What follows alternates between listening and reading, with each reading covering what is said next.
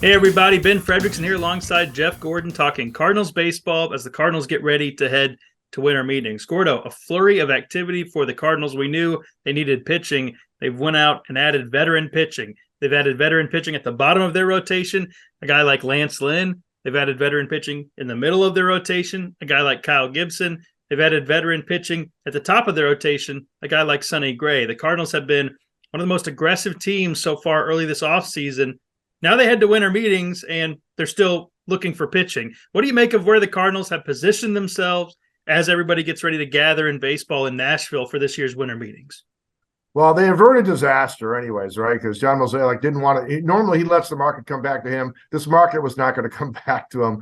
He had to be preemptive because there will be teams that end up without nearly enough pitching going into the season, and maybe the Cardinals will still be on that list, but they'll be better off than other teams who waited because the supply demand we said all along was going to be a real tough market. Mo embraced that, got out ahead of it, and at least covered his bases. Now, what can you do? Got to have a better bullpen. You know, the way the game is played now, and particularly with a rotation that's got maybe 3 number 5s, you're going to want to have a much better bullpen. I think you need 6 guys who can pitch high leverage. You just can't get by with a couple guys in that role. The way the game is played now, I'm not saying go opener and all that, go extreme, but every guy, at least your top 6, you have to be able to count on them in tough spots. And they're not there, and maybe this is their chance to get there. One option is to pivot really aggressively to the bullpen and say, hey, the rotation, maybe there are questions about its ceiling, but its floor has been lifted and the innings and certainty have been improved.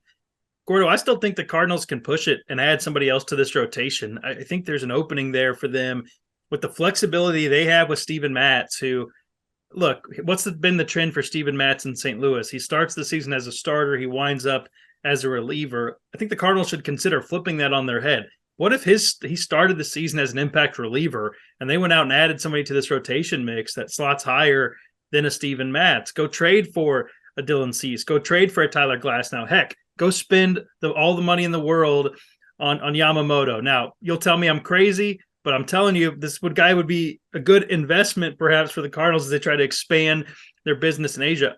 There's still a way to improve this rotation, Gordo, while also helping the bullpen, because if you add another starter, your rotation's stronger and your bullpen gets better because Matz, Zach Thompson, they're more likely to be important arms in your bullpen. Now, it may ruffle some feathers, it may hurt some feelings. The Cardinals can't worry about that. They've got to try to build the most competitive rotation they can. They've made a big step. I think they've done enough to kind of maybe repair the biggest holes in their rotation, but I don't know that they made the rotation that much better than what the best case scenario was last season. They need to go over the top here. I think that's what the fan base is wanting to see. Now, if you go out and get a murderer's row of relievers, then you can sell that too. But I still hope that they're not done looking at the rotation because they position themselves in a spot to be very, very kind of nimble here. They've got some bulk. They've made some spins. They can now sit back and say, okay, what can come to us on the rotation side? How can we make that work? They've still got some guys they can trade. Who do you see kind of being the guys the Cardinals need to say, okay, they got to find the best deals possible for these players? Well, you have to trade Tyler ONeal. I mean, Ollie made it pretty clear after the season that he wanted a little different chemistry in the clubhouse, and that means something's going to change, right? So, and it's not hard to point a finger at Tyler ONeal. It's just been a disappointing ride for him. And this is a guy that still might have at least enough value to get something. And his salary slot for next year will get you a good relief pitcher. You don't want to spend money on him and to wonder if he's ever going to play when you got all these other guys in the outfield. So they're in a pretty good spot. They've kept the guys they really wanted to keep so far. Nolan Gorman, they wanted to keep. Brendan Donovan, they love him. Lars Nootbaar, they're committed to him. Ivan Herrera still has a big future, I think, after last year. So they've kept their group. But yeah, even if it's just to me a AAA pitcher with a high ceiling who could be a step in quickly guy, again maybe bumping Matz to the bullpen, at least that would also be a positive too. They certainly kicked that can with the New York Yankees. I wonder about the Dylan Carlson aspect of this. I agree. I think Tyler ONeal was pulled back at the trade deadline last year, not because the Cardinals wanted to go to a refresh, let's run this back again in 2024. My understanding at the time was they were going to hope that his trade market improved in an off season. They knew they weren't going anywhere. Why deal with a small matter of teams when you might have more interest? And he didn't exactly, move the needle with his play down the stretch, but now there could be more teams potentially interested. Gordo, I don't see how they run it back with him after what they've said about this offseason, after them making it clear they really want guys who want to be here. I mean, that's been the one thing we've heard from Mo every press conference of every one of these pitchers.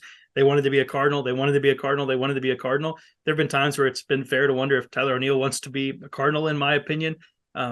Also, I think when you look at where the churn has come on this roster, who's gone? It's that middle group of the roster, guys who've been around a little bit, but guys who haven't successfully kind of hit that next level, which is what the Cardinals expected out of them. Guys like Paul DeJong are gone now with the White Sox. Guys like Jack Flaherty are gone. The Cardinals don't seem to be pursuing a return with the free agent starter they traded at the deadline. Andrew Kisner, let go, non-tendered, not even traded away from the Cardinals. They just let him walk. Guys like Dakota Hudson, guys like Jake Woodford, guys who had their chance, Gordo, and maybe didn't capitalize on it. To me, Tyler O'Neill fits in that group, and it would fit what they're doing this offseason if they try to get what they can for him. Now, they're not going to get a top-level starter for him, but if they can get an effective reliever that they can use this season, that's probably a better benefit to this team than an outfielder that is great in stretches, but you never know if he's going to play. So we'll see what swirls down there at winter meetings. Should be a lot of Yamamoto talk. I want to see if the Cardinals are in that discussion, Gordo, if they're kind of excusing themselves from it now that they've got 3 pitchers in hand. We'll see what happens. I'll be in Nashville. We'll have coverage at stltoday.com. Keep it locked there for all of your Cardinals coverage of winter meetings and beyond. For Jeff Gordon, I'm Ben Frederickson. We'll talk to you next time.